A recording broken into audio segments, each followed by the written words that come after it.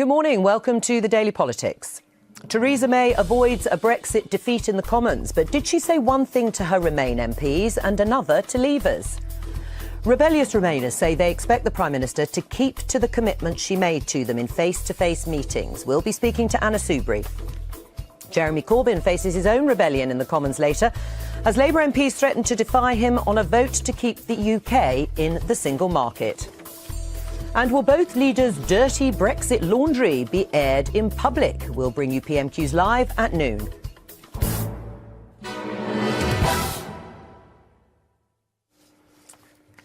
All that in the next 90 minutes, and with me for the duration, the Shadow Northern Ireland Secretary, Labour's Tony Lloyd, and the Energy Minister, Claire Perry. Welcome to both of you.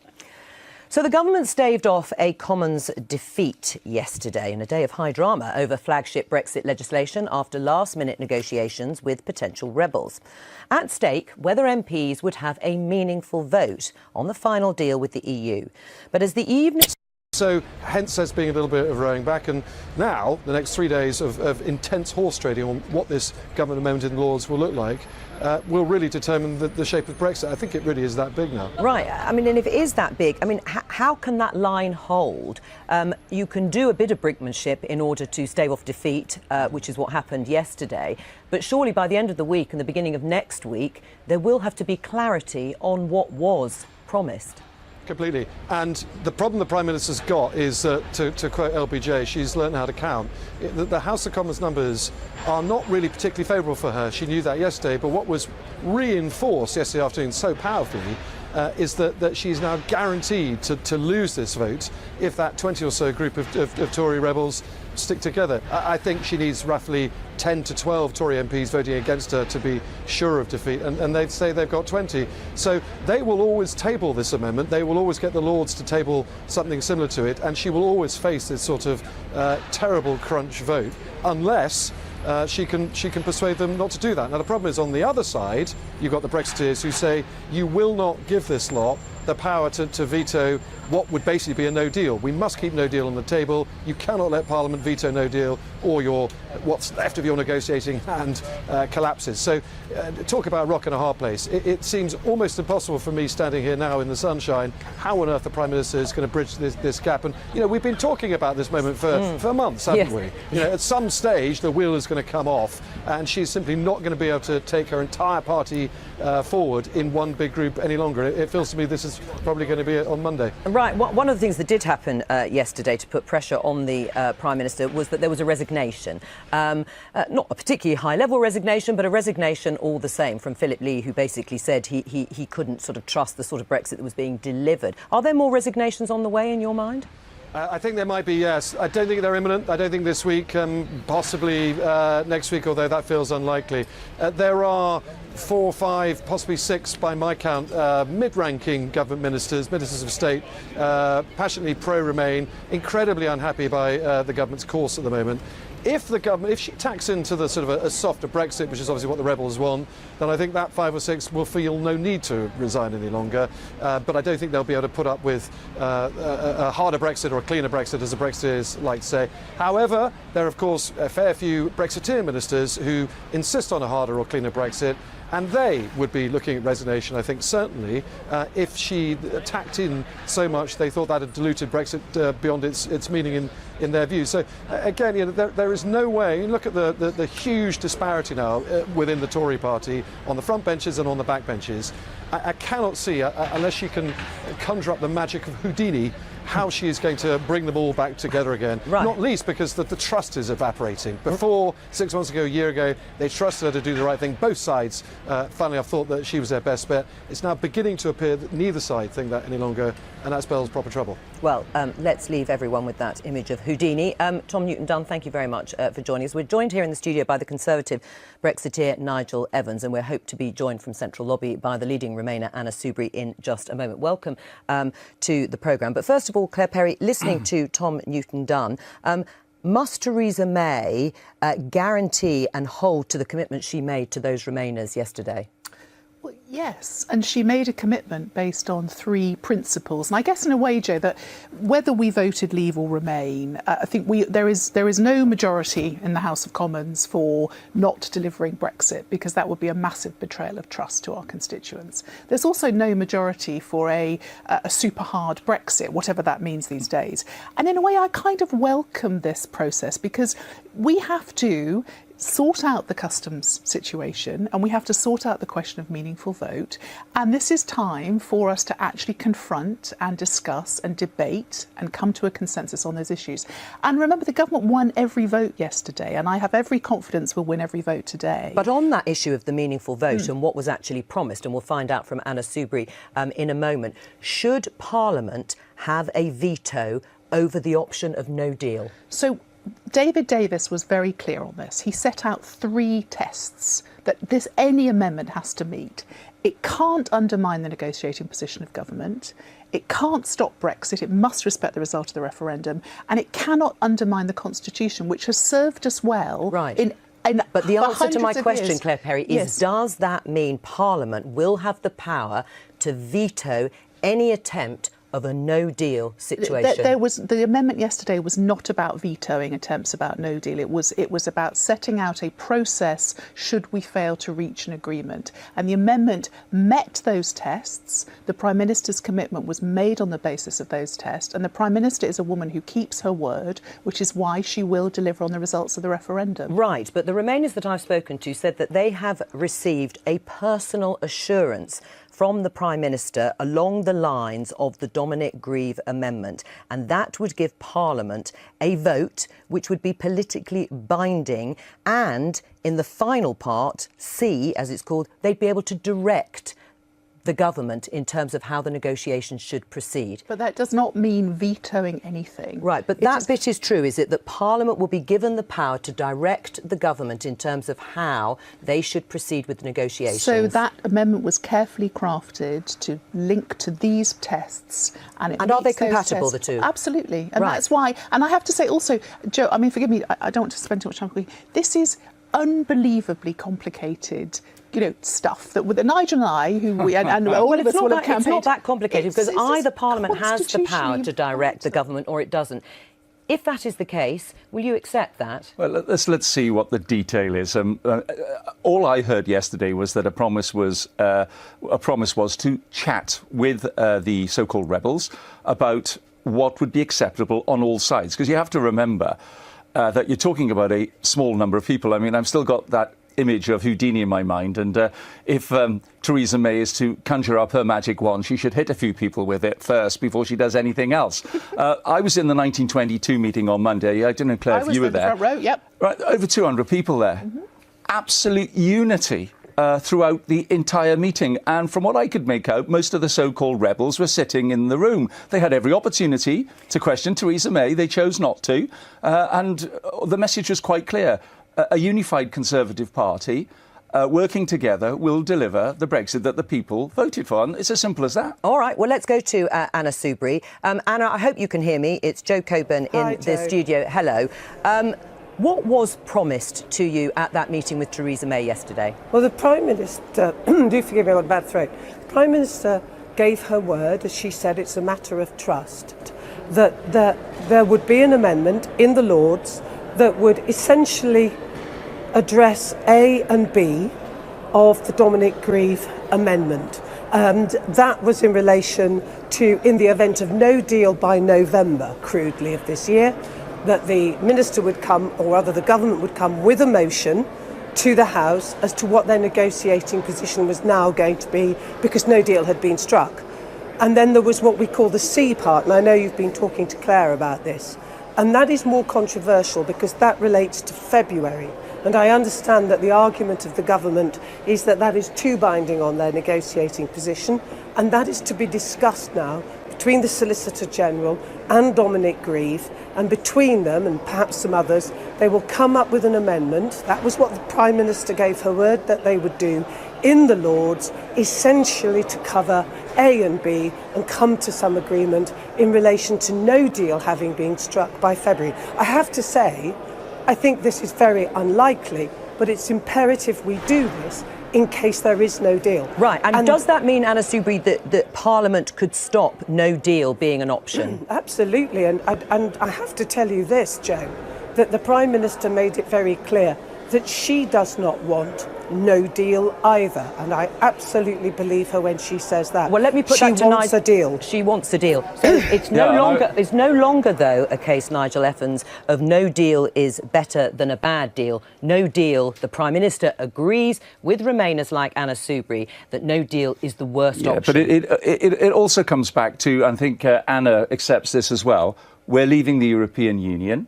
That's what the people voted for. I heard what Anna just said about A and B, and that's what I understood. But really, no deal's off the table. Do you accept that? No, I don't at this moment in time, because quite frankly, if it comes back to essentially no deal because what they were offering was an incredibly bad deal, I mean, it's the likes of Tony and his brigade then that have to work out whether we are leaving the European Union because the European Union just simply won't give us a good deal. But we can't bind the Prime Minister's hands in these negotiations because that would be stupid. So you can't have Parliament dictating exactly what is on offer during these discussions with Barnier. But I do agree with Anna that, yes, let's give Parliament a far greater say over the processes, which Claire was talking about.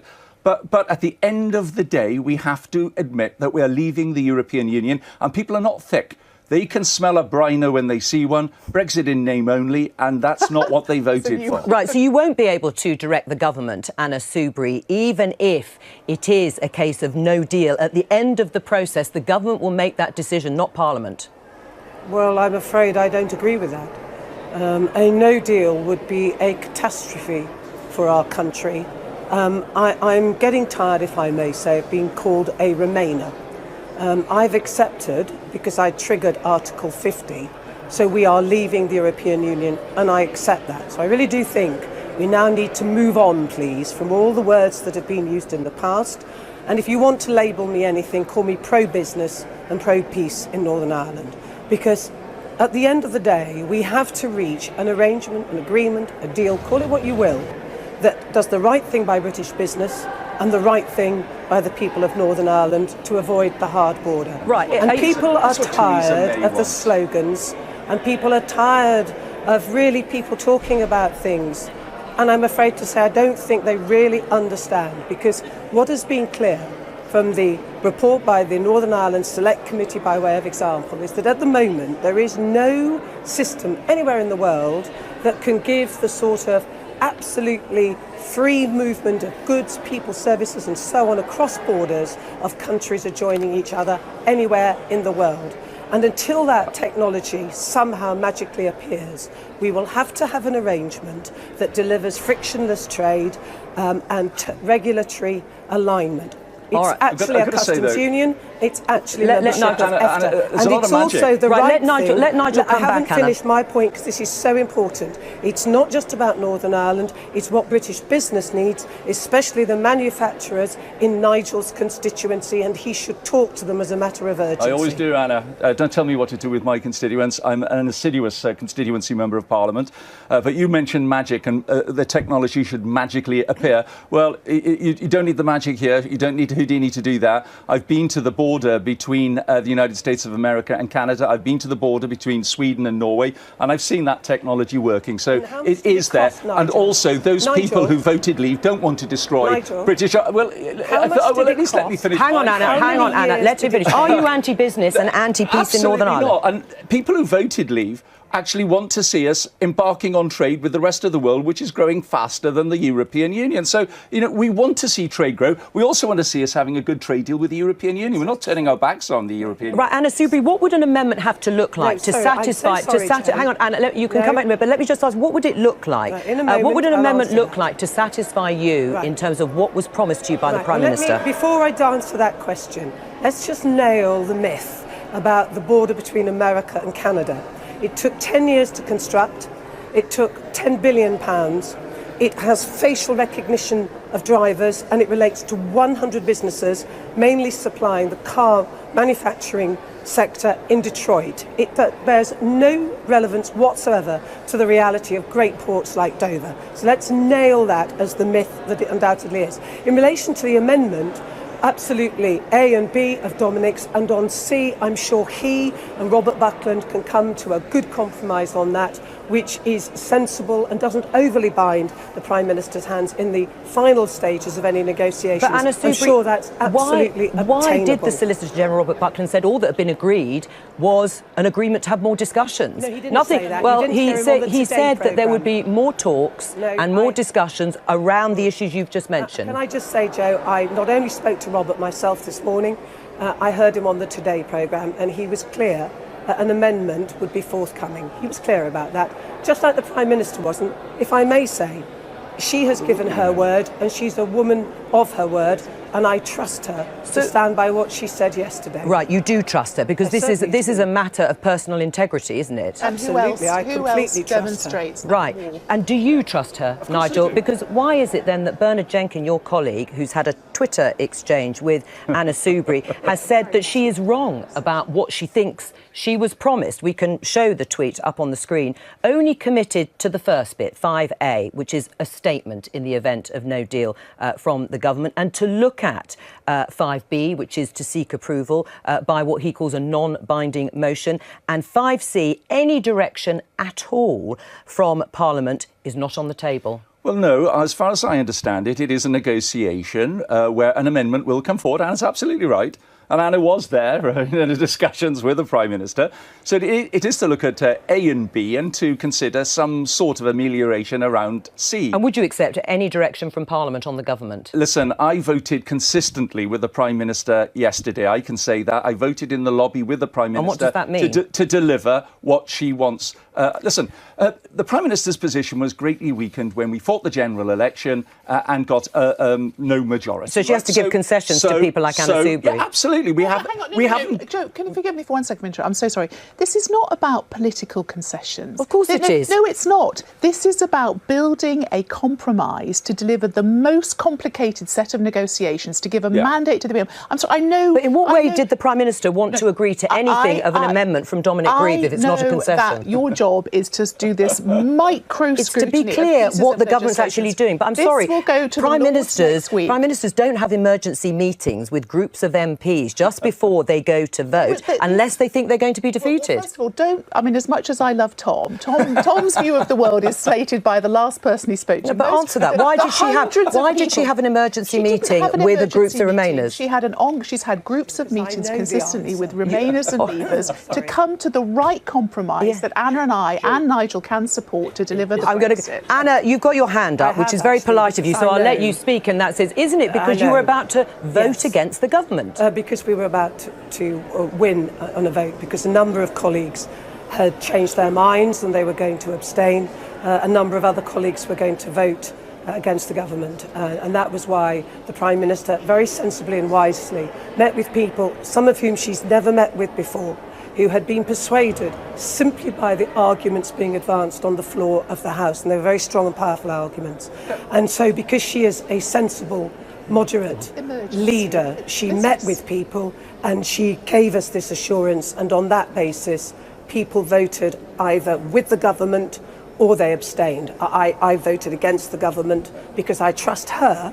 My concern is that she has yet to deal with those forces in our party who have caused us so much harm over the years, and she really does now have to see off. Anna, when you say you're basically intimating dealing with people like myself, we actually consistently voted with the Prime Minister yesterday. You did not. She's doing what you want. So I backed the Prime As soon Minister, as she but Claire is doesn't, right. you'll It is a knife her. process. You're all in the Hang on, process. hang on. process Don't which talk, she has to don't have. talk of each other. I've got to let Anna go in just a minute. But Anna, if the Prime Minister, for whatever reason, cannot keep to her commitments, what will you do?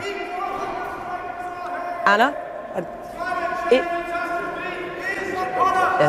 There's a I think there's a protest bit in of an Central Lobby. incident. Oh, right, somebody's being removed behind you. Yeah, OK. yeah. I I think wouldn't the film security it, if I may say. Please don't film No, it. no. Anna, It's all right.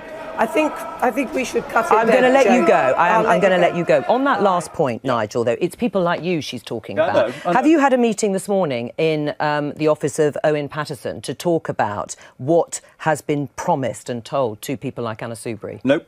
have not. I've Have not any? had Have any of your I haven't the Brexiteer faintest colleagues? idea. As far as I'm concerned, I can make my own mind up without taking any direction from Owen Paterson or any other What an colleague. independent force you are. Yeah, I know. But what I want to do is I want to deliver for what the people in Lancashire voted for. Every constituency in Lancashire voted leave. They did so because they want to see businesses grow. They want to see employment grow, which of course has happened consistently since we voted to leave the European Union. I understand that she has to negotiate with people like Anna Soubry and Dominic Grieve and one or two others. It's a small number of people, and I'm grateful for the colleagues on Tony's side who actually voted with us yesterday because, you know, as it was pointed out by Frank Field, 2/3 of Labour constituencies voted to leave the European Union, and Tony stood on a manifesto to leave the European Union. Thank you for bringing Tony into the conversation. Listen, I've really enjoyed seeing... You will answer that question, though. I will. But I have honestly enjoyed seeing three of the many sides of the Conservative Party at war. And how many sides are there in the Labour Party? We're not at war with anybody. But the issue actually yesterday was much more straightforward. The majority in the House of Commons is in favour of a meaningful vote at the end of this process, and that's actually, I think, what will have to be delivered. There's no way that Anna Soubry and others who went to see the Prime Minister yesterday, who in that last minutes before the vote took place were persuaded for now to accept the Prime Minister's word. If that word isn't delivered on, if we don't see that meaningful vote offered to the House of Commons for the people of this country to deliver the kind of Brexit that's good for jobs, good for Northern Ireland, then quite frankly, those Tory rebels, I think, will be saying they will vote for that meaningful vote in the House of Commons, and I will, and the Labour Party will, because in the end, that's where the majority lies. And what do you say to the Labour rebels who are voting with the government and not in line with what the Labour leadership is saying? I wish they wouldn't, of course they would. But look, we do know on this issue, the political parties are divided. The Conservative Party are massively divided. Yes, we have people on different sides of this debate as well.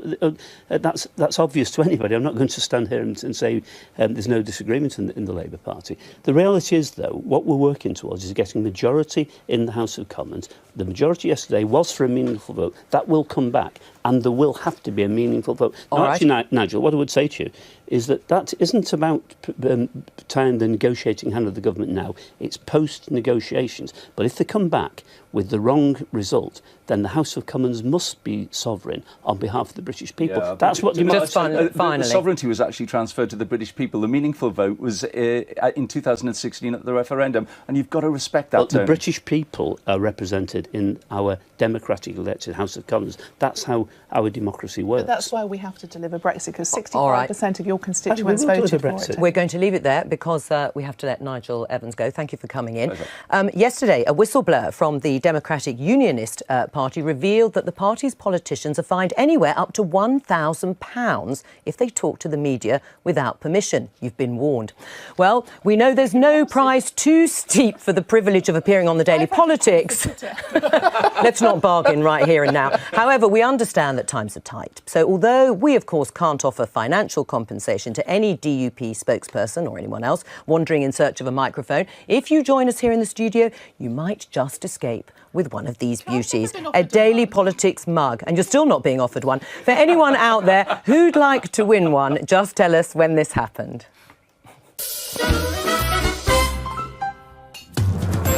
You got me begging you for mercy. Why won't you release me? You got me begging you for mercy.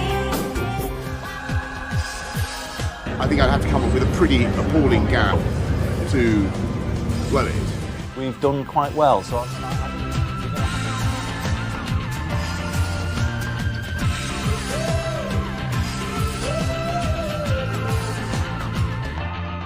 People keep talking, they can say what they like, but all I know is everything's gonna be alright.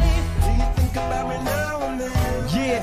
Do you think about me now and then? 'Cause I'm coming home again. See, somehow I can't forget you. After all that we've been through, going, coming, gonna hurt and abuse that no one, thinking that I deserve it. And now I realize that I really didn't know.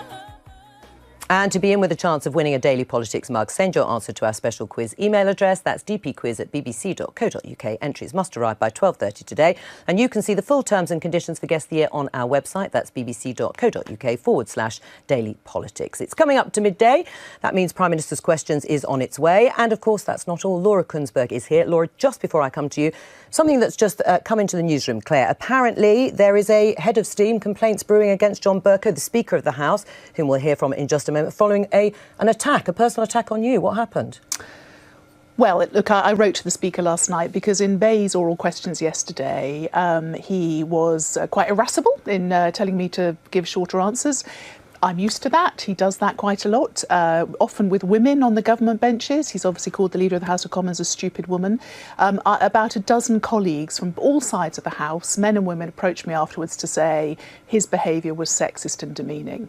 And I felt that as the principal officer of our precious House of Commons, to in any way to give the impression, even if it's not true, that he's got a women problem in a time when attacks on women, when verbal violence towards women is completely unacceptable, is wrong. And I've asked him to consider his behaviour. Right, well, do tell us his response when that comes through and whether you're satisfied with it. Laura, today, after the drama of yesterday, which has continued through to this morning. Oh, it certainly has. I mean, this morning I've been talking to MPs about the meetings that are taking place in the House of Commons, and those meetings are happening, even if Nigel Evans hasn't been invited to any of them. There are Brexiteers meeting, there are Remainers meeting, there is plotting going on, there's no question about that. Words have been used to me like meltdown, confusion, and there is a lot of unhappiness around about how last night unfolded. Anna Soubry says it's all about trust. Yes. Personal guarantee was given by the Prime Minister. That's right. And apparently, several of the people who were in that meeting have said that the Prime Minister used the phrase, "This is a matter of trust." And she gave them her personal assurance. Now, the problem, I think, with all of this is something that's been building for a long time, is because in a minority government with a divided party, the Prime Minister has had to give a little bit to this side and a little bit to that side, and maybe be slightly stretchy with what she really wants to do in order to keep the show on the road. The danger in that is that at some point, when it plays out so publicly, as it did yesterday, in front of our eyes, you know, who said the green benches is boring? You could see the deals being done. When that's happening publicly, and when both sides say publicly what their interpretations are, which are very, very different, that looks like double dealing. What do you think Jeremy Corbyn will ask Well, about? It's interesting because after a habit of almost a leadership lifetime, he never used to ask about Brexit. The last few weeks, he has asked a lot about Brexit. From memory, he went back to the NHS last week. But, I mean, surely today it's just too tempting for him not to go on it, but I'm not sure. I'm not sure. And of course, there are divisions on the Labour side too. There are, and it's one of the things that the Tory party is doing an amazingly good job of letting Labour off the hook on their own divisions because they're so consumed with their own internal fights that the Labour. There isn't a Labour position. Forgive me, there isn't. And well, Labour say, of course, they do have a position. It's absurd, yes, but as and they're going to have 70 rebels today. But as we've seen this morning in the studio here, between Nigel and Anna, between the many different factions of the Tory party, and it may well be that come the end of next week, actually, this is all calm, the tide's gone back out and everything's okay. But I have to say, this morning it is very, very febrile, and I think what's dangerous is that there's an element. There is an element that seems to me that trust between Number 10 and the various different factions in the Tory party is in quite significant danger of breaking down. As well, though, consistently seen the can kick down the road. Oh, we've seen the can kick further down the road. Someone in the cabinet said to me last night, "This is another can kicking exercise." Look, it can't be, because this is the point that the reason this is so. I agree with Laura. This is really tough times. This is a time for grown-ups to sort this out. Who you're going to trust to deliver? This is not an academic exercise. We are going to have to put together a deal and negotiate it and deliver it in relatively short order with a transition and keep period. everyone on board. Well, ultimately, yes, and that is what has happened so far. But is it time, therefore, Minister, for the Prime Minister to change the way she's been trying to handle things? Because what's been said to me again and again and again is the Prime Minister finds it very hard to say no to anyone face to face. Laura, the reality of the situation, categorically from the cabinet table, that is not true. And again, those who go to brief the journalists are those who have a message to sell. We have got a party who, like the country, had strong divisions on the Brexit referendum, just like your party, Tony, just like you and your constituents.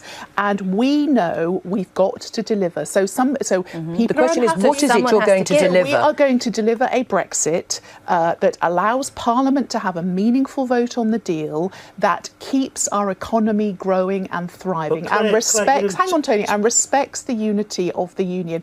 That is a monumentally difficult task, but we are going to deliver it with this Prime Minister, tough as it will be. 2 years on, you cannot say to the public that you've got a very clear idea of where this government is going. No, I with its disagree. I negotiations. disagree entirely. Well, hang on. So what do Tony. you think? What so do you... we have set out in the Mansion House speech over and over again what the principles are. But is it a principles, but in every Claire Perry? negotiation, Tony, whether it's a divorce or it's a marriage, you have to negotiate from a point of principle. That's why. Were those red lines wise? negotiations. Leaving the single market, leaving the customs union, are they coming back to haunt Theresa May? We cannot fulfil the referendum without those things. It doesn't mean we can't trade effectively with the EU. One of the commitments the Prime Minister has made and has to be delivered on, because this is much more than just an academic exercise, is no hard border in Correct. Northern Ireland. Totemic Because that is red line. about a potential And you return. will know from your point I do. Yeah. But there is no way you can deliver no hard border in Northern Ireland unless you're prepared to buy into a customs union, unless you're prepared to buy into no divergence from single market standards. Agricultural produce, people cross that border, not day by day, minute by minute. Constantly. To do that, it's incompatible with the different and on that, principles why did Philip Lee resign then, in your mind? Well, if the Prime Minister is doing such a good job and achieving what you see as bringing these two sides together, why did Philip Lee resign? And on that, you've got half an hour to answer. More than that, let's go over to the House and John Perko for a slightly late starting Prime Minister's question. I hope he's now happily seated. And the junior minister is happily seated, we hope too. Questions to the Prime Minister, Mr. Gareth Thomas. Number one, Mr. Speaker. The Prime Minister. Thank you, Mr. Speaker. Mr. Speaker, tomorrow marks 1 year on from the Grenfell Tower fire. I know that members from all sides of this House will join me in saying that this unimaginable tragedy remains at the forefront of our minds. On Monday, I had the privilege to attend the very moving vigil in memory of those who were lost that night, and I was honoured to take part in an iftar with members of the local community.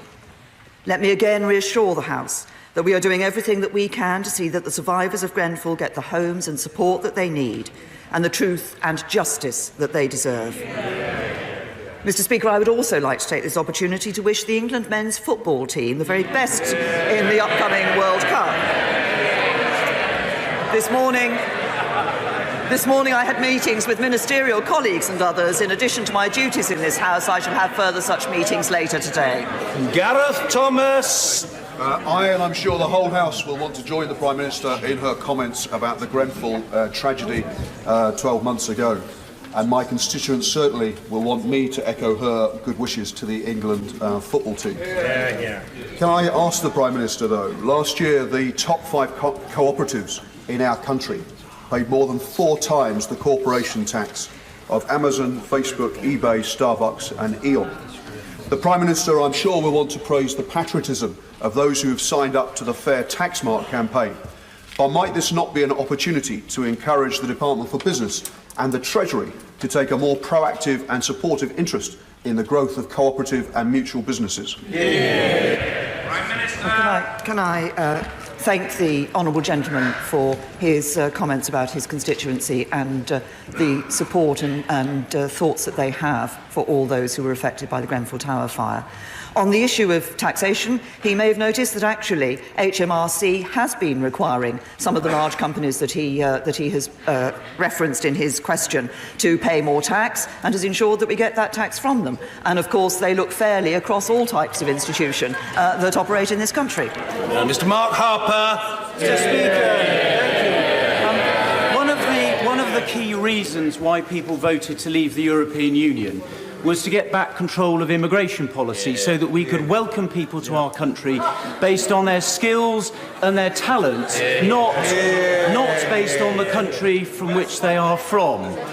You can't stay in the European Economic Area, which we're debating later today, without continuing with free movement of people. So can I urge the Prime Minister to stick to our policy of leaving the single market, getting back control of our immigration policy, and not listening to the many Labour voices who want to continue with unlimited migration from the European Union? Can I say to my right honourable friend, I absolutely agree with him. The Labour Party used to say that they wanted control of our borders. Now what they want is free movement. We will take back control of our borders. Jeremy Corbyn! Thank you, Mr. Speaker. I wish the England team all the best in the tournament in Russia and hope it goes really, really well. This week, Mr. Speaker, is an England win.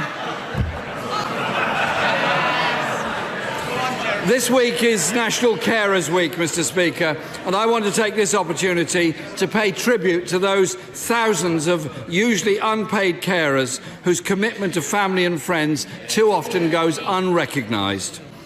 Mr. Speaker, as the Prime Minister pointed out, tomorrow marks 1 year on the anniversary of the Grenfell Tower fire. I'll be meeting families again tomorrow at their silent march. But the sad truth and reality is that many of them are still waiting for the security of a permanent home 1 year on from that disaster. Mr. Speaker, when the Prime Minister met President Donald Trump last week, did she do as the Foreign Secretary suggested and ask him to take over the Brexit negotiations?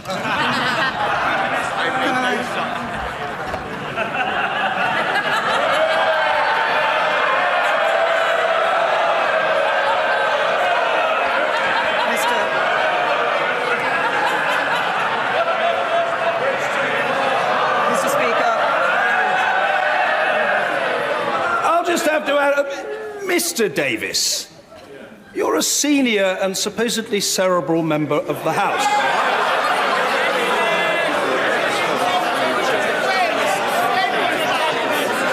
Well, in a leap year anyway, you must attempt to recover your composure, man. I'm worried about you, and I'm worried for you. The Prime Minister. Thank you, Mr. Speaker. On the Brexit negotiations, I might remind the right honourable gentleman, that before December, Labour cast doubt on whether we would get a joint report agreed. We did. Before March, he cast doubt on whether we'd get an implementation period, and we did. But I wanted, Mr. Speaker, if I may, just to respond to the comment that the right honourable gentleman made about the very important subject of providing those who were the victims of the Grenfell Tower fire with permanent homes. Just so that I can make clear to the House, 203 households were in need of a new home. Every household has received an offer of temporary or permanent accommodation. 183 have accepted an offer of a permanent home. But I just wanted to say this, because it isn't just about the buildings. It's not just about the bricks and mortar of a home. People who suffered that night are having to rebuild their lives. Many of them lost somebody, members of their families with whom they had been living and making a home for years. They lost all their possessions. They lost their mementos. They lost anything that reminds them of the person they loved. When they move into that new home, they will be restarting their lives. And I wanted to pay tribute to all the victims of the Grenfell Tower fire for the strength and dignity that they have shown. Jeremy Corbyn! Mr. Speaker, I too pay tribute to the families for all that they've been through and all the fortitude they've shown. But sadly, the reality is that some of them have still not got a permanent home to move into. It's very important for the mental well-being of everybody. They have somewhere they can call home and they know it is their home. Mr. Speaker, last week the Prime Minister confirmed we would leave the European Union in March 2019 and the transition would end in December 2020. But we now know the government is working on the basis that transition could continue for a further year till December 2021. Could you be clearer today? Which December are we talking about? No, the right honourable gentleman is quite wrong in his the way he has put this to the House, so let me be clear to the House. I think what he's trying to talk about is the backstop arrangement that we have agreed. Let's be very clear what this backstop is. This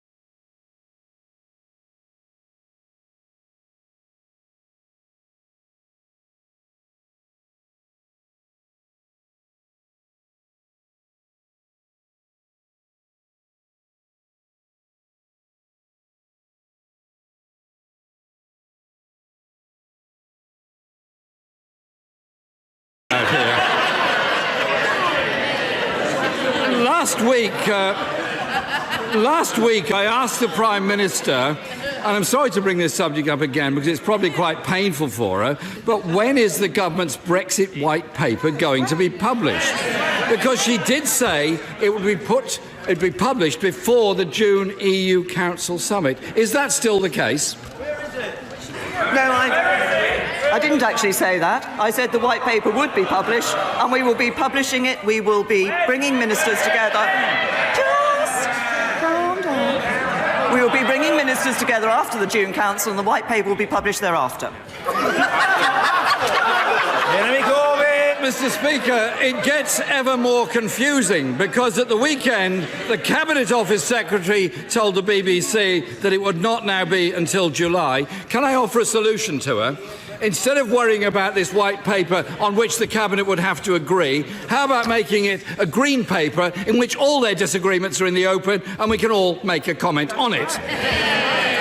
But if the government does not, Mr. Speaker, as looks likely, have its detailed proposals ready for the June summit, surely the Prime Minister can't be going to Brussels without anything to negotiate on.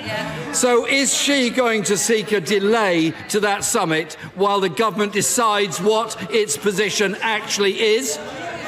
Perhaps I could just help the right honourable gentleman. The June European Council is not a summit about the Brexit negotiations. There will be many issues that the European Union leaders will be discussing at the June European Summit, including the important issue of sanctions against Russia. I will be pressing to ensure that we maintain sanctions against Russia because the Minsk agreements have not been put in place. And indeed, I think there are some areas where we should be enhancing that sanctions regime. He says that my right honourable friend, the Chancellor of the Duchy of Lancaster, said that the white paper will be published in July, and that's different from what I've just said. I have to say to him, after the June European Council is July.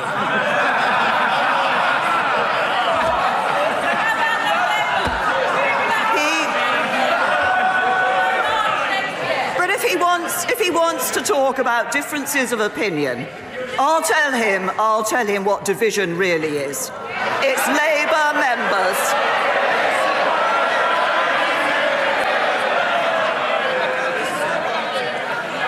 It's all very well the Deputy Leader pointing like that.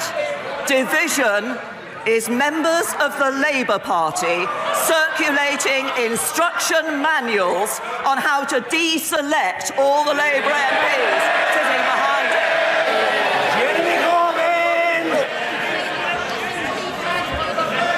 Mr. Speaker, you've got to face the fact. You've got to face the fact there may now be a meltdown.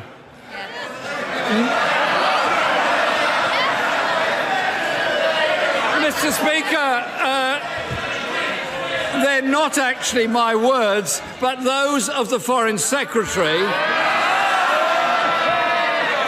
even as his fellow cabinet ministers are preparing people for the government's negotiations, which he clearly thinks are going to end in disaster. And last week, he also took aim at the Treasury, who's sitting absolutely next to him, calling them the heart of Remain. He criticised them, saying what they don't want is friction at the borders. What they don't want any disruption to the economy.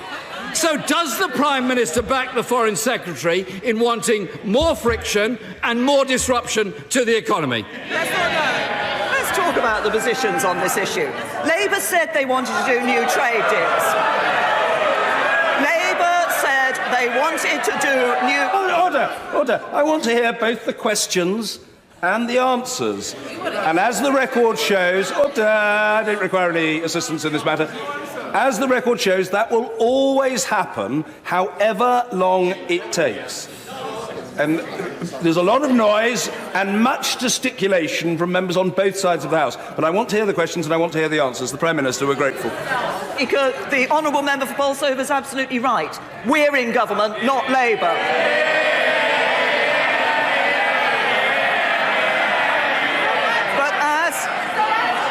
And we've set out our position on the border. But what we see is a Labour Party that said it wanted to do trade deals and now wants to be in a customs union that will stop that. They said they wanted to control our borders and now they want free movement. They said they would respect the referendum and now they won't rule out a second referendum. And that's the difference between us. The Conservative Party in government are going to deliver on the will of the British people. Mr. Speaker, in the parallel universe inhabited by the Foreign Secretary, you're apparently not respecting the referendum result unless you want friction at the borders and disruption of the economy. Mr. Speaker, the Cabinet is divided and they're briefing against each other. They're even whispering during Prime Minister's question time. And the Prime Minister has been left with no white paper on which to negotiate. Last week, the transition period was delayed by a year in the space of 24 hours. And yesterday, a deal with her backbenchers was reneged on within hours. Meanwhile, the economy is weakening. Industry is increasingly alarmed at the sheer ineptitude of her government. How much more damage is the Prime Minister going to do to this country before she realises the important thing is to get a deal for the people of this country, not one to appease the clashing giant egos of her cabinet? It's the Labour Party in opposition that are trying to frustrate Brexit. It's the Labour Party that are trying to stop us getting a deal for the British people.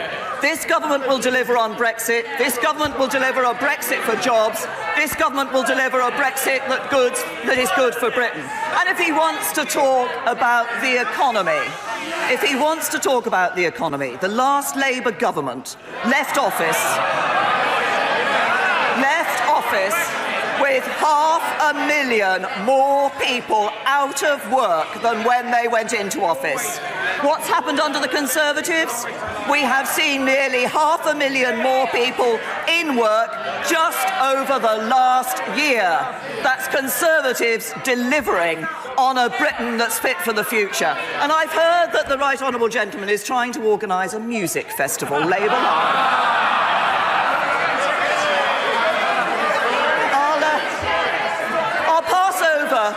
I'll pass over the fact it's going to have a solidarity tent, which obviously won't have any Labour MPs within it. But I have to say to him, I don't know if all members of the House are aware of the headline act at Labour Live. The headline acts at Labour Live are the Shadow Chancellor and the magic numbers. Just about sums them up.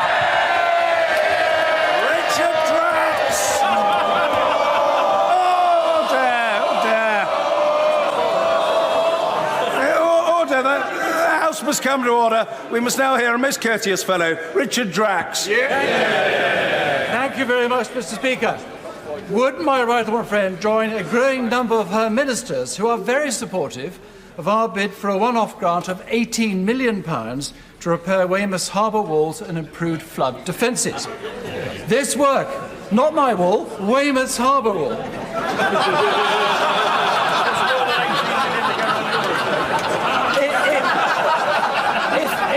Mr. Speaker,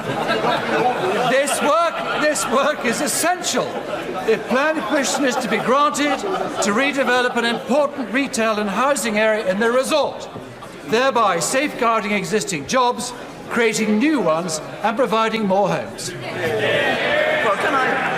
I first of all say to my honourable friend, I commend him on the work that he's done. I know he has worked hard on this whole issue of flood defences. I'm sure, however, that he will understand that ministers need to consider the various options for allocations of the fund very carefully. We need to ensure that we're getting the best possible outcomes across the whole country.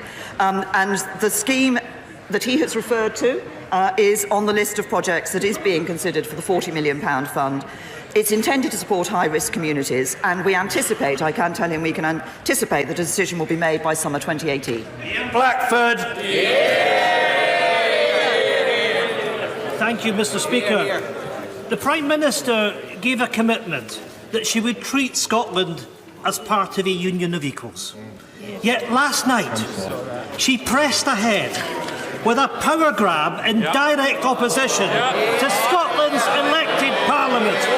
The Prime Minister silenced Scotland's voice, having broken constitutional convention and plunged Scotland into a constitutional crisis. Will the Prime Minister now commit to bringing forward emergency legislation so that the will of the Scottish Parliament can be heard and, more importantly, respected? Can I say to the right honourable gentleman that we do expect that the outcome, and it will happen, that the outcome of the whole process of Brexit is going to be a significant increase in Holyrood's decision-making power. It is not the case that this is in any way a power grab. Over 80 areas of responsibility, of decision-making, are going to flow direct to Holyrood. Only the SNP could say that getting 80 areas where more areas where they're going to take decisions was a power grab.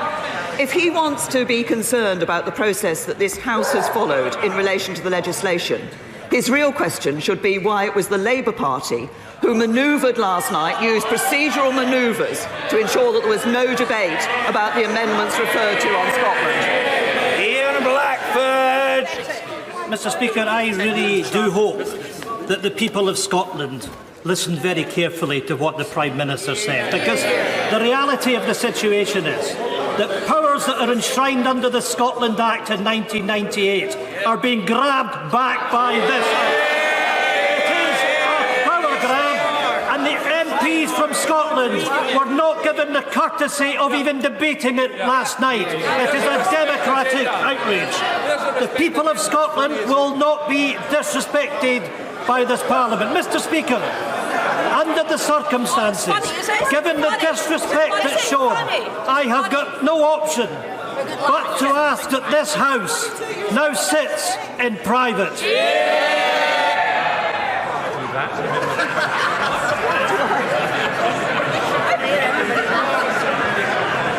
I'm not hearing that at this time, and I'm not obliged to do so, is my clear understanding. Order, the Honourable Gentleman. Order!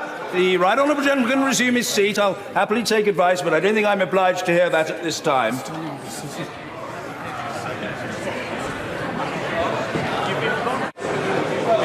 Well, what I'd say to the right honourable gentleman is, I think the standing order requires that the matter be put, if it is to be put forthwith. It might be for the convenience of the House for the matter to be addressed at the conclusion of Prime Minister's questions. And if the right honourable gentleman, who had not signalled to me his intention to do this now, order. I'm always grateful for the moral support of the right honourable lady, the member for Broxton, even when it is chunted from a sedentary position. I realise that it's done for my benefit, but I think I can handle the matter. We could have the vote now, but we could have a vote now, or it could be taken at the end. If the honourable gentleman wishes to indicate a desire to conduct such a vote now, so be it. Right. I beg to move. I beg to move. Well, my advice, I've had a mixed sequence of advice, is that order. This has not happened, but order. My view is that it is better for the vote to be conducted. My view is that it is better for the vote to be conducted at the conclusion of questions to the Prime Minister. No, I'm not. Order. I always admit of the maximum number of votes and divisions, as the right honourable gentleman should know from his experience in the House, but I hope that he will trust me that I know of what I speak. There can be a division, and it will be at the end of this session, not now. That is the end of the matter. The Prime Minister. Mr. Speaker, might I ask... No, I'm not debating. No, resume your seat. Resume your seat. Mr. Blackford, no, you're not moving anything. Resume your seat, young man. Resume your seat. No. Mr. Blackford, resume your seat. No, resume your seat. No, resume your seat. Mr. Blackford, Order! The House will have heard very clear... Order, please. The House will have heard very clearly my acceptance that there can be a vote on this matter. Order!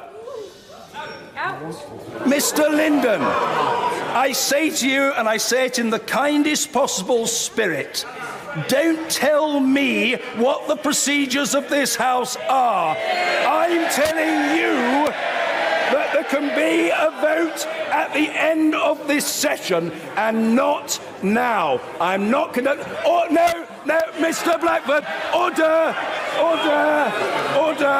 under the... Trying to get him. Under the... Just into the draw. Order, resume your seat, Mr. Blackford. Under the power given to me by Standing Order number 43, in light of the persistent and repeated refusal of the right honourable gentleman to resume his seat when so instructed, I order the right honourable gentleman to withdraw immediately from the House for order for the remainder of this day's sitting. He is so in... Right, he won't. Right, well, we'll have to have the vote.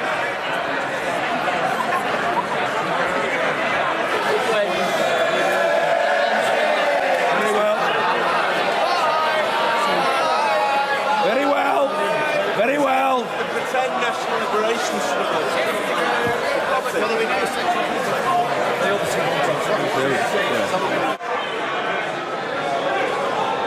Well, extraordinary scenes in the House of Commons and in the Chamber today, because there has been something of a battle and a showdown between the Speaker, John Bercow, and the SNP leader in Westminster, Ian Blackford, and it has resulted in every SNP member leaving the chamber for the remainder of Prime Minister's questions. I've never seen this before. Anyway, let's go back into the House. Yeah, you're a very jocular fellow, but you're a little overexcitable today. Calm. Long time to go. I say order!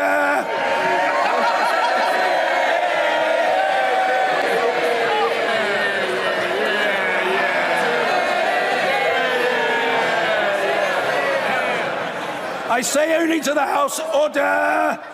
I say only to the House, what a pity, because there are Scottish National Party members of Parliament who had questions on the order paper. And as colleagues know, I always like to get to the end of the order paper. They would have had their chance, and they've lost that chance by their own choice. Mr. Luke Hall. Thank you, Mr. Speaker. With the amount of people leaving, it feels like one of my after-dinner speeches.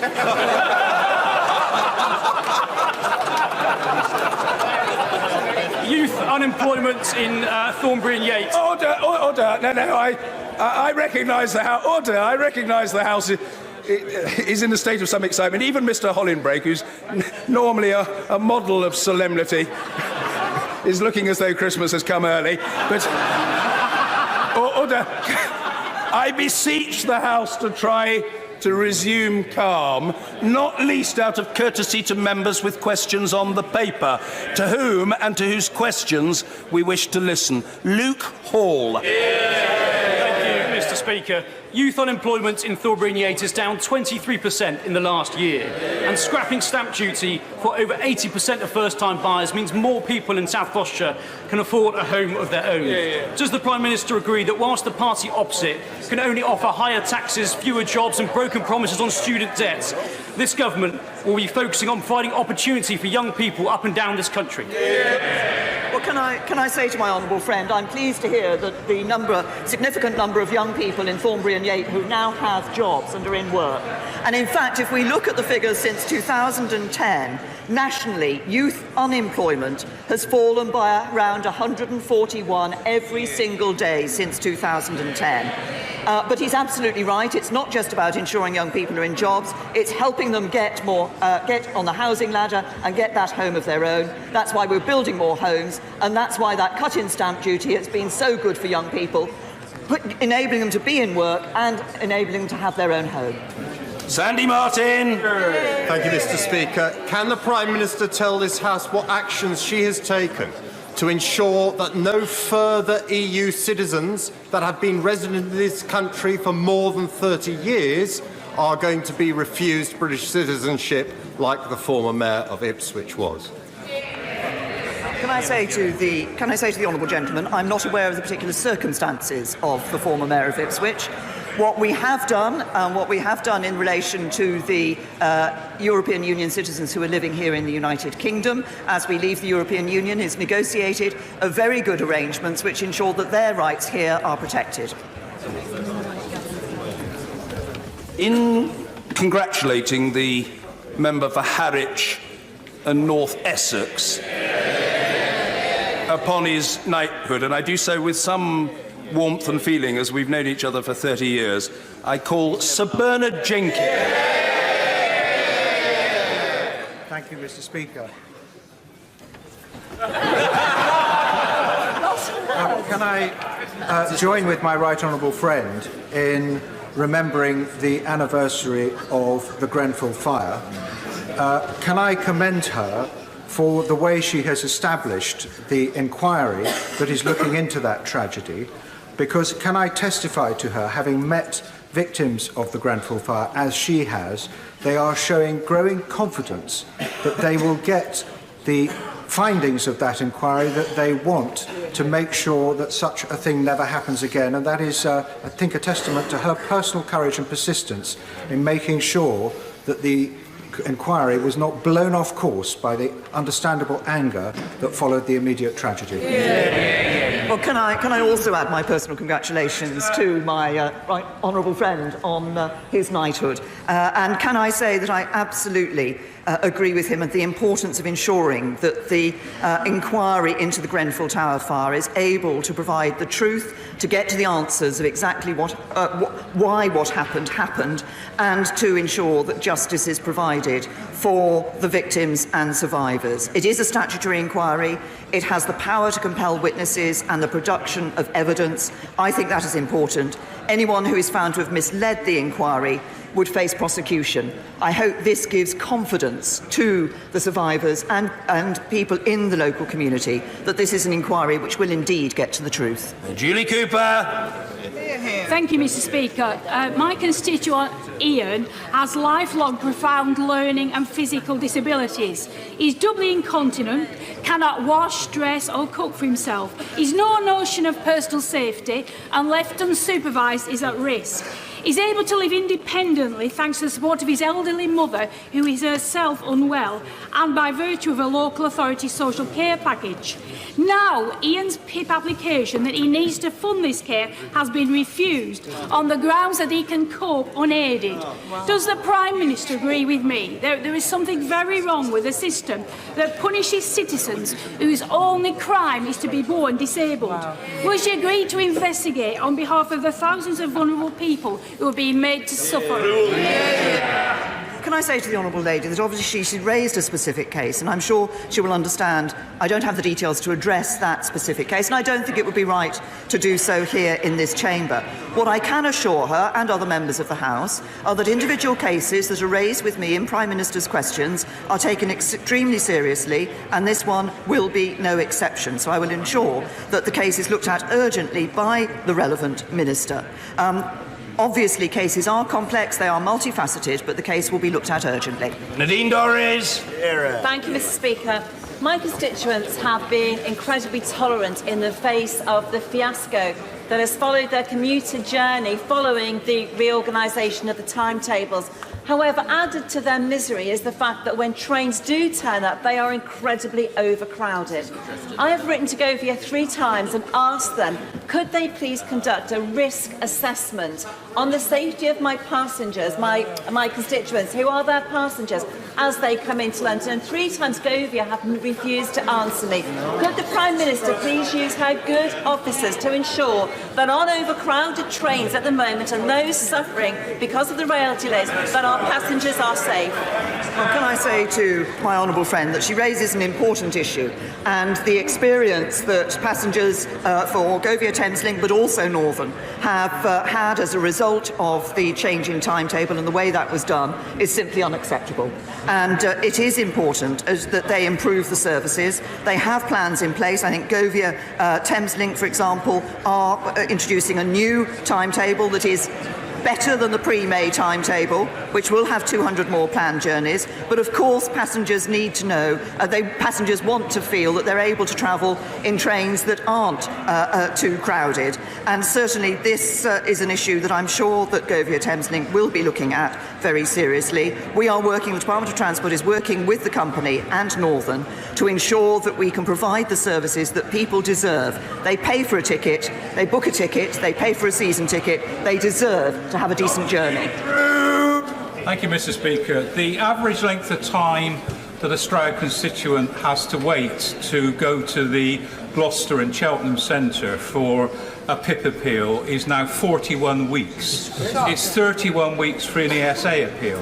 Now, during that period of time, constituents are now losing mobility cars and suffering enormous hardship.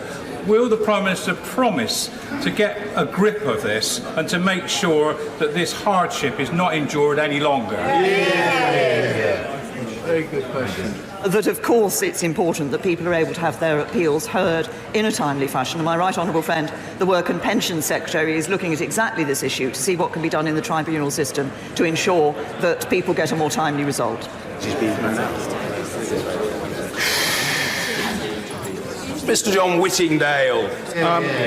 Will my right honourable friend join me in welcoming the Speaker of the Ukrainian Parliament, Mr. Andrei Parubi, to Westminster, although I suspect he is utterly mystified by the events about 10 minutes ago. Will she take this opportunity to reaffirm the support of the UK for Ukraine, which is in the front line against Russian aggression? And does she share the concern of Ukraine, as well as Lithuania and Poland, about the strategic threat of the Nord Stream 2 Russian gas pipeline? Well, can I say to my right honourable friend that I'm very happy to reaffirm the United Kingdom's commitment and support for the Ukraine. I was very pleased only a matter of a few weeks ago to be able to have a further conversation with President Poroshenko about the support that we are able to give to the Ukraine, the work we're doing with Ukraine in the reforms that are being put through, but also, as I mentioned earlier in response to a previous question, I think it's important that the European Union maintains the sanctions on Russia because Minsk agreements have not been put in place and fully implemented, and I think we continue to need to show the Russians that we do not accept what they have done in the Ukraine.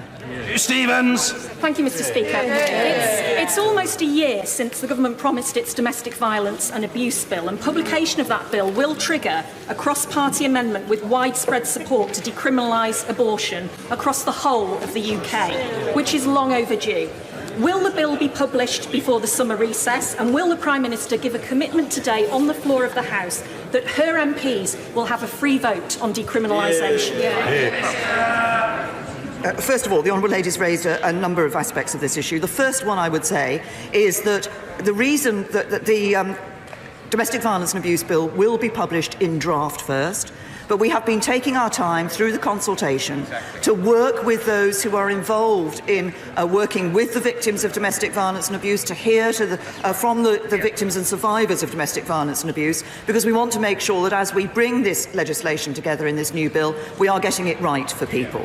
Now, she refers to the issue of abortion. I believe that it is absolutely right that a woman should have the right to a safe and legal abortion. As regards Northern Ireland, I believe it is the best way and my preferred way is for that decision to be taken by the elected politicians in Northern Ireland, because it is a devolved matter. As regards votes on abortion in this House, they have always been treated as conscience matters, and therefore they will be subject to a free vote. Julia Lopez. NICE decides whether to fund new treatments for neuroblastoma, a vicious childhood cancer which is affecting my constituent Isla Caton. Will the Prime Minister encourage NICE and drugs companies to do a deal to provide new treatments for children in Britain instead of families fundraising to receive such treatments in America?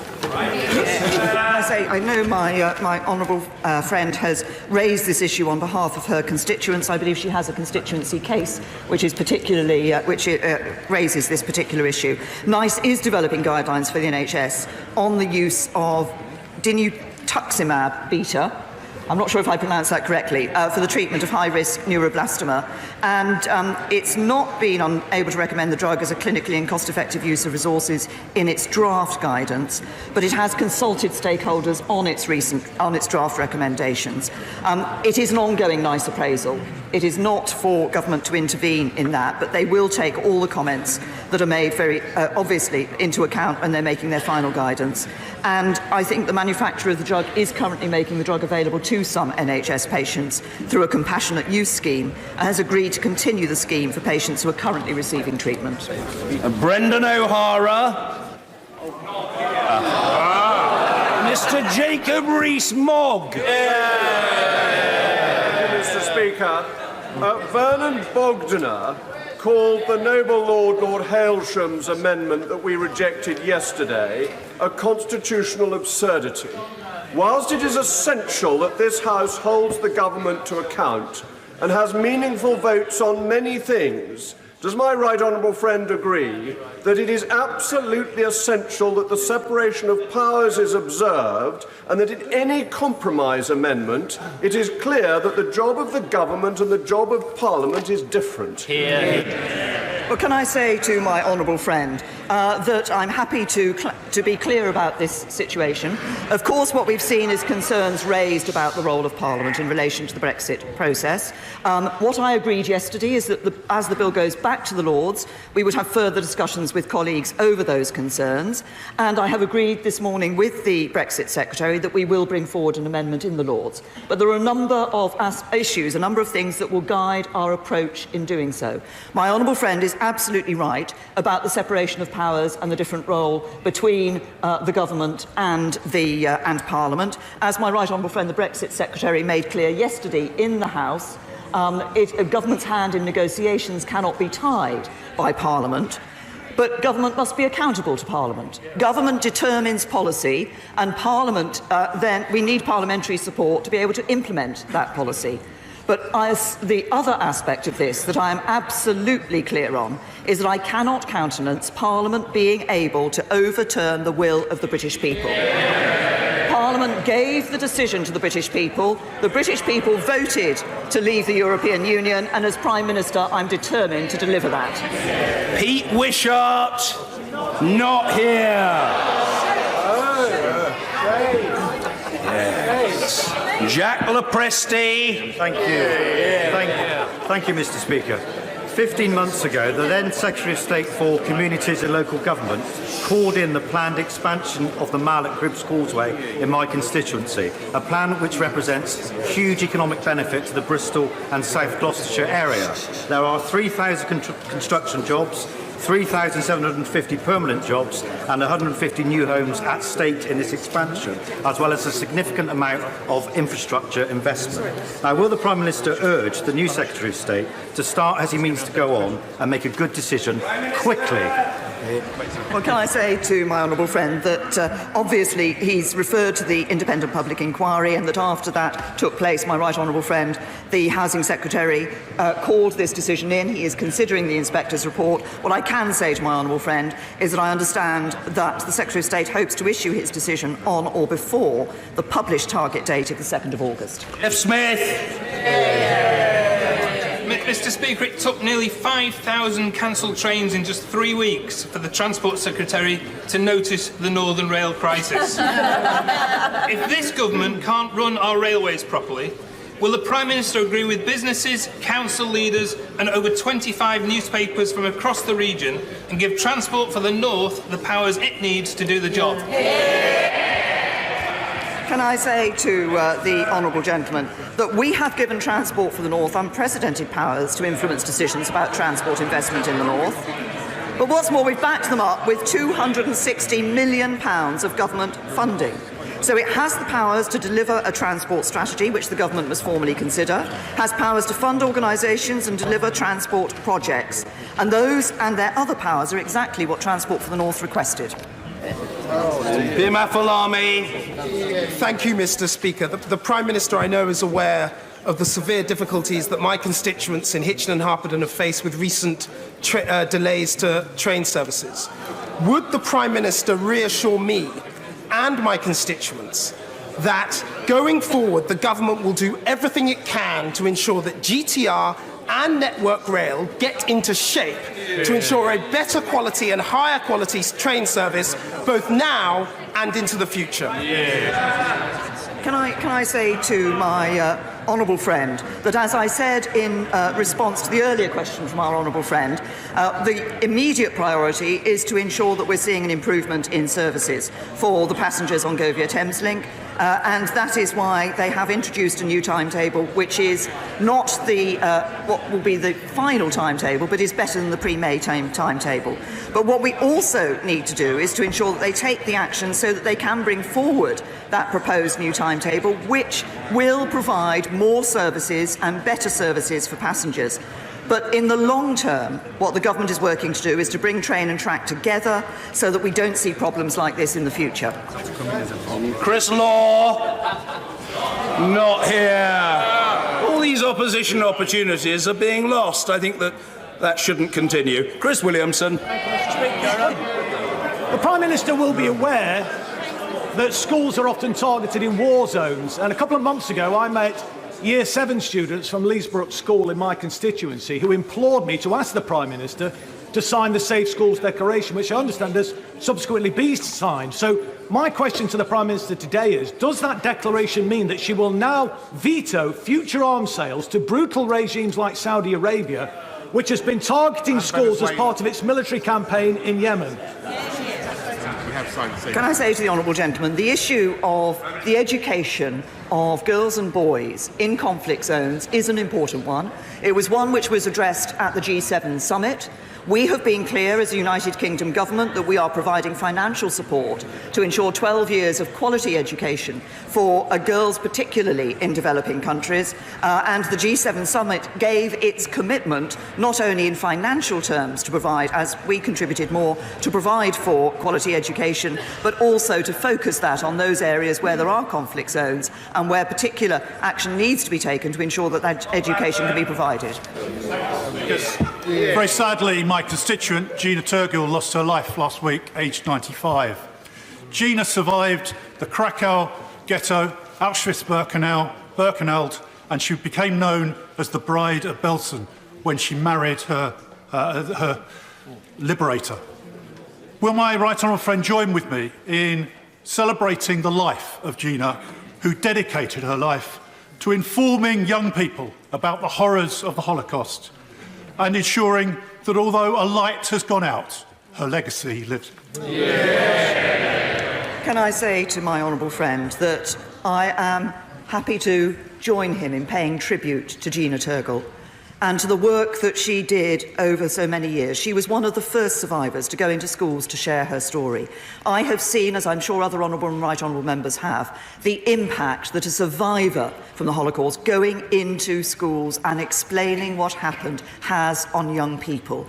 it is moving, and she showed considerable determination and strength, and I think her example is truly humbling. And it's right that her legacy is going to live on in the National Holocaust Memorial and the accompanying education centre. That will be housing her testimony for generations to come. We must never forget what Gina taught us.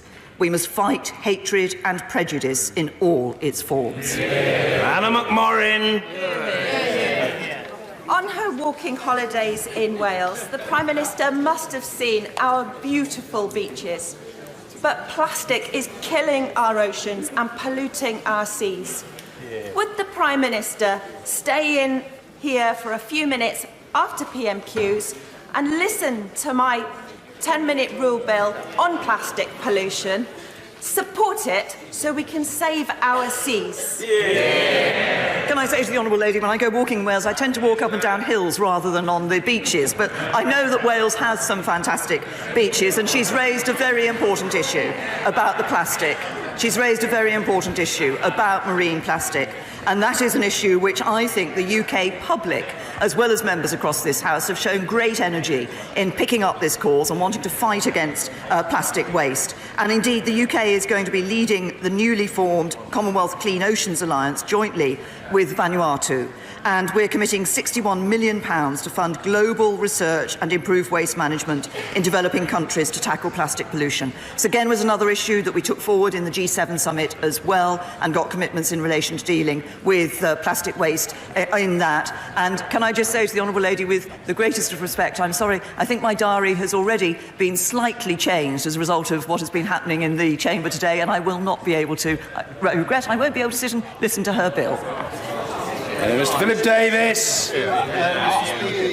Does the Prime Minister agree with me that those people who want to have a meaningful vote in this House, which would allow this House to vote to stay in the European Union, would be betraying the result of the referendum and show how much the Labour Party have lost touch with working class people up and down this country? And would she further agree that those people who want to take no deal from the government's negotiating hand would only incentivise the European Union not to negotiate at all in any meaningful way, and betray not only the result of the referendum but betray the best interests of the British people? Can I say to my honourable friend, as we go ahead with these Brexit negotiations, we are, of course, ensuring that we're making preparations for all eventualities. That is entirely right and proper for the government to do. But as I set out in response to our honourable friend earlier, what I'm also clear about is that Parliament can not be allowed. I cannot countenance Parliament overturning the will of the British people. The British people were given the vote, given the choice as to whether to stay in the European Union. This Parliament gave that choice to them overwhelmingly by the vote in this Parliament. It is right that we listen to the British people and we deliver what they asked us to do, which is to leave the European Union. Angela Crawley. Not here. Chris Evans. For numbers of years, we used to hold a commemorative march for test veterans to commemorate their service to our country. Last week, they were in the House of Commons campaigning for a medal for their service. Will the Prime Minister look at their campaign and with a view to giving them a medal for their service they give to this country? Well, can I say to the honourable gentleman, this is, I think, the first time that the issue he's raised with me has been raised with me, and I'll look carefully at what he's said in the House. Giles Watling. Thank you, Mr. Speaker. As the father of twin girls who, happily growing up in Clacton, enjoyed a very equal upbringing and education, I celebrate the announcement of the G7 supporting girls' education. Will my right honourable friend agree with me that we should support equality for women across the globe? Yes, I'm very happy. I'm very happy to join my honourable friend in agreeing with that, and in saying that there are many ways in which we can express that and put that into practice, not just in supporting girls' education, but the work in which we're doing on modern slavery, which does affect men as well as women, but we see many women from around the globe being trafficked into other countries for sexual or labour exploitation, and we are leading the fight to ensure that they have equality and are not put into that position. Alison Thulis. Not here. Tom Brake. Not here. Order. Order. Order. Order. Order. Mr. Brake is here. And he's always here. And he stands every week. And he's going to be heard. Mr. Brake. Thank you, Mr. Speaker. The President of the CBI said today that sections of the UK car industry face extinction unless the UK stays in the EU customs union.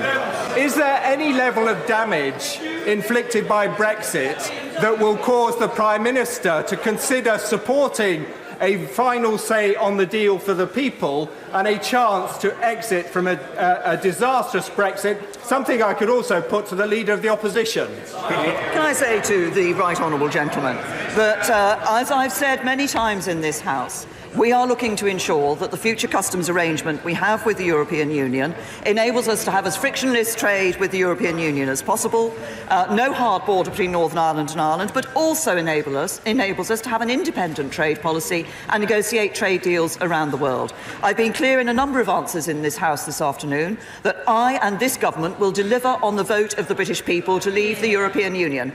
And I seem to remember that there was a time when the Liberal Democrat Party thought the people should have the choice. Finally for today, Mr. Ian Stewart. Thank you, Mr. Speaker. Today marks the Princess Diana Awards Stand Up to School Bullies Day. While much progress has been made, too many young people take their own lives as a result of bullying in schools.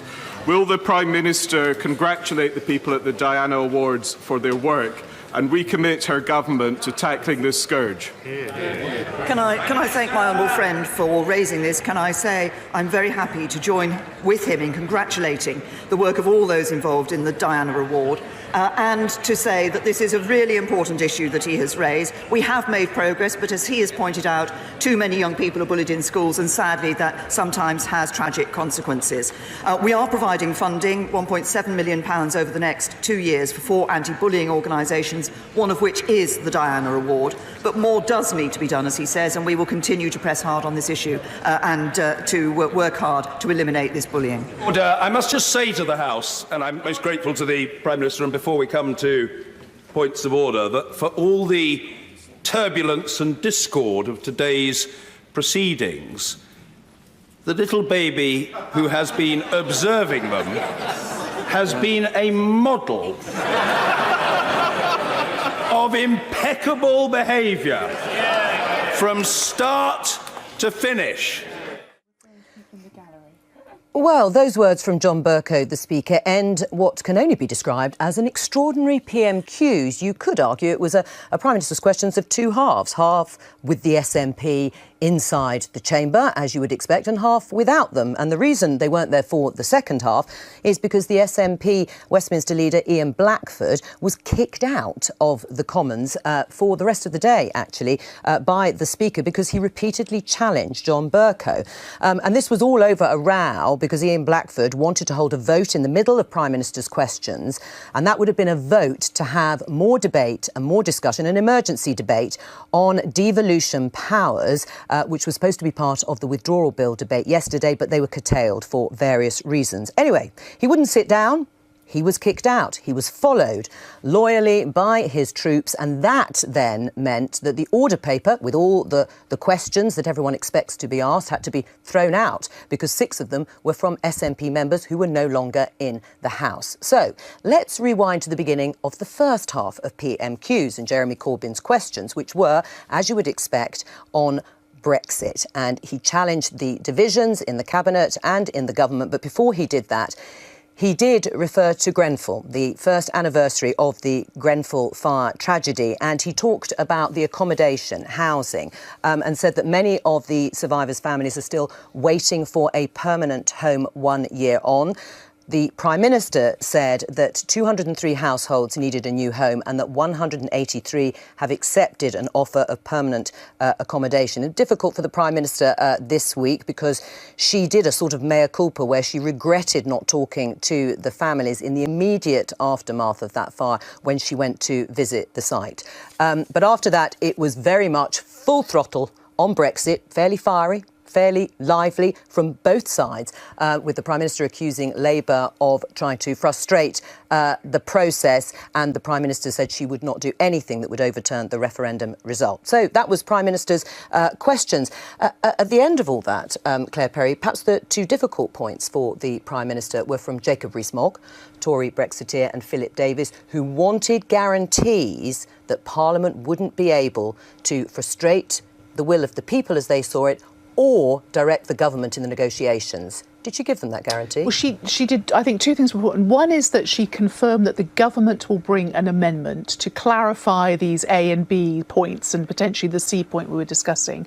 And she also set out again the constitutional rule that says Parliament is there essentially to hold government to account, but it is not there to give government marching orders, to paraphrase. So I think she did clarify. And again, we had a very interesting debate with Anna Soubry and Nigel, and I don't think they disagreed on that point. Right. Well, so it's going to be in the drafting, and we'll revisit this again, but this will all be done and dusted within a few days. All right.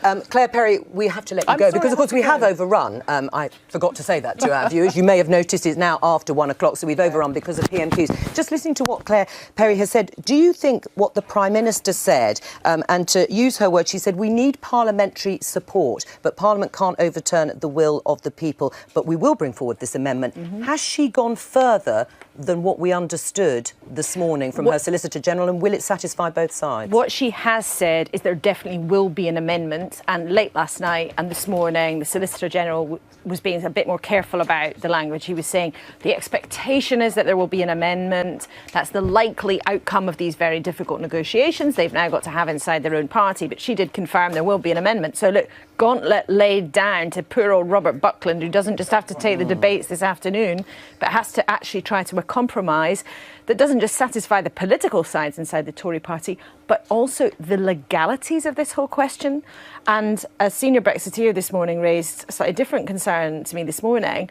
We've got to make sure that these amendments are legally watertight and couldn't actually be challenged to the Supreme Court. So this isn't just saying get a few people in the room, knock a few heads and you'll come up with a compromise. It's much, much more complicated than that. So I think, you know, both sides will be fine with the fact she's confirmed there will be an amendment. How you get a compromise, that's a very different question. Because Philip Davis, the Conservative MP, said and wanted assurances that the issue of no deal, the option of no deal with the EU mustn't be taken off the table. Has it been taken off the table? No, I don't think it has. I mean, some of the analysis yesterday was suggesting it has somehow been taken off the table because the Prime Minister gave assurances that MPs will have more power if the deal is kicked out by Parliament. But as things stand, it's absolutely not been crossed off. And, you know, Brexiteers are adamant it has to stay on the table in some shape or form. But again, this is about how do you sort of compromise the reality with the political desires of a very divided party. It's really, really hard. And to use a technical term, this morning, both sides in this debate have been going tonto. Right. Tony, we are going to come to you, I promise. But Ian Blackford, leader of the SNP in Westminster, surrounded, flanked by his members of Parliament there, smiling outside. So you got your publicity, Ian Blackford. Was that the aim here, to get maximum coverage for your position? Not at all. I think what you see here is a party which is very much united, both here and in Holyrood. And if I may say so, the fundamental issue here is that the Scottish Parliament, with the support of the SNP, of the Labour Party, of the Liberal Democrats and of the Greens, have refused to give a consent motion to what is the power grab of the Westminster government. And what we saw last night is the government ramming through legislation that takes responsibility of 24 areas back from the Scottish Parliament, but remarkably without debate. Not one single Scottish MP was able to speak in that debate. The Minister spoke for just over 15 minutes without any of us being able to respond. Joe, that's a democratic outrage. And we really needed to signal to the government in Westminster that we have a responsibility to stand up for the interests of the Scottish Parliament and the Scottish people. And that is what we've done today. And I signal to the government in Westminster that we will simply not sit back and allow powers to be taken back from the Scottish Parliament, for devolution to be ripped up by a Conservative Party that has a long history of being anti-devolution in Scotland. Right, we'll come on to whether they've been ripped up. But on the basis of your tactics here today, has it backfired? Because it seems that actually they may have been minded, the Speaker might have been minded to give you the debate that you wanted to discuss the so-called power grab that you have just outlined, and now you've been kicked out. You're not allowed back in for the rest of the day, and so you won't be able to vote on the rest of the important part of the withdrawal bill. What's the point of that? Well, the simple fact of the matter is what I asked the Prime Minister this afternoon was to bring forward emergency legislation that would respect the interests of the Scottish And you Parliament. might have got it. No, she refused to do it. We may have got a debate in Parliament, but it would not have allowed us to deal with the situation that the government has railroaded through legislation that takes powers from Scotland. We have a responsibility, nay, we have a duty to stand up for the people that sent us here. But you have lost your opportunity now to have a debate, haven't you? No. Well, look, a debate, but to what end? We need to demonstrate to the government that this is the beginning of something and not the end. So what are you going to do now, Ian? We will hold this government to account. We will use parliamentary procedures to best effect. So you're going to try but the relationship, but let me say this to you, the relationship between the SNP parliamentary group and the government now changes. The relationship between the Scottish Government and Westminster now changes. How? Because what we've seen is a complete lack of respect for our government. So they are taking us on. They are going to find we will be taking them on. We will use every measure at our disposal. Laura? I was just going to ask Ian Blackford, you say you'll use every measure though, but on a very simple point of fact, had you sat down today when the Speaker asked you to do so, he might have granted you the very debate that you're insisting you've been denied. And in fact, the Minister, David Liddington, last night in the debate apparently took 8 interventions. You say the Minister spoke for 15 minutes and didn't listen to anybody else. Yeah, Laura, he took interventions. That's not the same as actually allowing SNP MPs to put the case, and indeed for our amendments to be put. We were promised time and again by David Mundell, who has failed as a Secretary of State for Scotland, that we would have debate in the Commons. We haven't had any of that.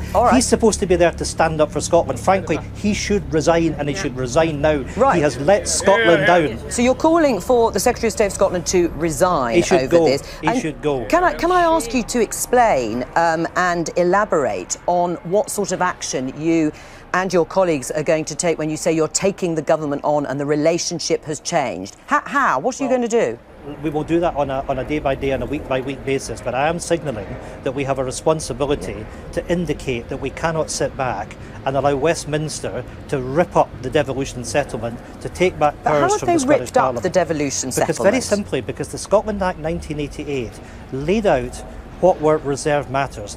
Those that were not specifically defined as reserved matters were devolved. Areas such as fishing, areas such as agriculture, areas such as the environment. And without the agreement, and that is the key point, without the agreement of the Scottish Parliament, Westminster is interfering in what are devolved powers. Who is sovereign in this? Is it Westminster or is it the people of Scotland? I'll tell you this, it's the people of Scotland. So when are you going to be sitting back in Parliament?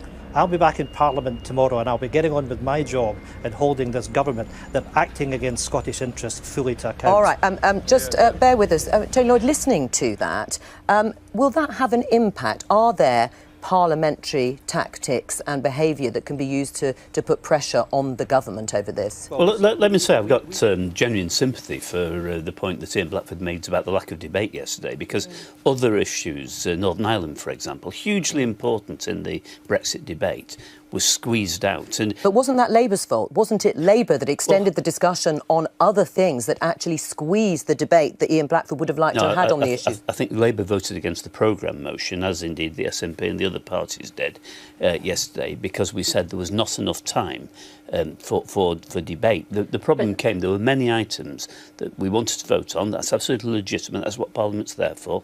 That's had the consequence that when the Minister came to speak, he did take 50 minutes. Yes, he took some interventions, but the reality is he talked the issues out. So neither devolution nor Northern Ireland got a word from anybody other than the Minister. He didn't even mention Northern Ireland in his written. But isn't this all about process? It's all about talk, about processes within Parliament. When you're talking to voters and you're talking to the audience of the Daily Politics, they want to know what's happening with the Brexit process. They don't necessarily want to know about who is debating against whom and that limits someone else's debate on something else. And nor should they. But therefore it was incumbent on the government to make sure there was adequate time within this whole EU withdrawal debate yesterday and again today for these really important issues. This is probably the most important constitutional change the United Kingdom, I say with respect to Ian Blackford and the SNP, has been through now for in living memory. To give 2 days, and within that 2 days, very truncated time for debate is ridiculous. Right, Ian Blackford, I don't know whether you were able then to hear the questions once you had left the chamber, the questions from Jacob Rees-Mogg, Tory MP, and his colleague Philip Davis, calling for reassurance that Parliament would not be able to direct the government when it came to the negotiations if they came back with a no deal. Do you think that is the priority now for Theresa May going forward on the negotiations? Well, I think she probably duped her own rebels yesterday. I mean, there is still a big job in front of us. I mean, we've got to, of course, protect Scotland's position, but as part of that, we've an absolute requirement to stay in the single market and the customs union. And I'm appealing to MPs across the House to make sure that that is what we deliver. What we don't want to see out of Brexit would be an act of an enormous self-harm, the loss of jobs, the loss of prosperity. And that's the real risk from Brexit. And working across the chamber, we've got to make sure that that's what happens. But at the same time, we've got a very big job to make sure we can overturn the power grab against the people of Scotland. All right. Are any of the SNP MPs going back into the chamber today? Well, that'll be up to them. The only person that's been excluded for the day has been myself. Right. Can I do a show of hands? Any of you going back into the chamber today? Anybody going back into the chamber today? I don't know. I mean, look, today is one day. But right. Yeah. All right. Listen, thank you very much for joining us. Good job it's sunny out there, isn't it? Might not been quite so pleasant anyway. Ian Blackford, there. Final comments. Look, this shows this is one of the dynamics in the Brexit process, the relationship with the devolved administrations, with Cardiff and Holyrood. It's gone bust. The Welsh and the government managed to find an accommodation, but quite clearly there's been a real breakdown of trust between the SNP government in Edinburgh and the Westminster government. But how much of a real problem is that for Theresa May? I mean, she doesn't really need... This is the question. Right now, when you talk to the government privately about it, they say, well, OK, if the SNP's not on board, we can just crack on. But as you see, for the SNP, they are furious about that idea. There is an untested principle about whether or not the government can really do this without the Scottish Parliament's consent. But to crack on without it, of course, has really big implications potentially for the debate in Scotland between all the political parties there. Right, and just in the closing seconds, I mean, is there any deal that you'll vote in favour of if you want the same benefits as is stated in your manifesto as being in the single market and the customs union, which the Prime Minister says we're going to leave? There's no deal that will be satisfactory to you? There's no deal. This Prime Minister is trying to negotiate. There is a deal, I believe, that the European Union would want, because it would do one of the principal things, actually, is to make sure we had no hard border within Ireland or between Ireland and the rest of the United Kingdom. Right, well, everyone will be relieved to know there's just time to put you out of your misery and give you the answer to guess the year, if you hadn't forgotten. The year was 2008. The buzzer. Where is... Oh, there it is. Right in front of me. Press it. Give it a quick bang. That's it. Well done. It worked. My goodness. I need to check my eyes, don't I? Clearly. The answer was 2008, and Zoran Milivanovic from Oldham has won. Well done. A mug is on its way. That's it for today. Thank you to all of our guests and for staying a bit longer. Laura and Tony, who are still here at the very end. That's it from all of us here. And I will be back tomorrow. Bye-bye.